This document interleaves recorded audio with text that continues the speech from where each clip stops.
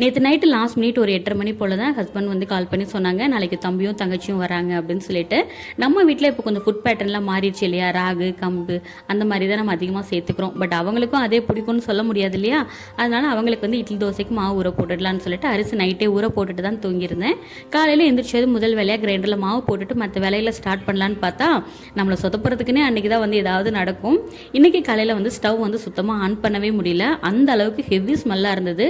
எனக்கு வேறு கொஞ்சம் பயமாயிடுச்சு. ஸோ அதனால் ஹஸ்பண்ட் வந்து கம்பெனிலேருந்து வரட்டும், வெயிட் பண்ணலாம் அப்படின்னு சொல்லிட்டாங்க. ஸோ எங்களுக்கு மட்டும் பிரேக்ஃபாஸ்ட்டுங்கிறதுனால தான் தோசையும் காஃபியும் வந்து இண்டக்ஷன்லேயே வந்து பண்ணிக்கிட்டோம். ஸோ துணியெல்லாம் லோட் பண்ணிட்டோம் அப்படின்னா அவங்க வரும்போது அவங்க கூட நம்ம நிறைய டைம் வந்து ஸ்பெண்ட் பண்ணலாம் இல்லையா, அதுக்காக தான் அந்த வேலையெல்லாம் பார்த்துட்டு இருக்கும்போது கிரைண்டரில் மாவு ஓடிட்டு இருந்தது. அந்த கேப்பில் வந்து கம்பெனிலேருந்து ஆளும் வந்துட்டாங்க.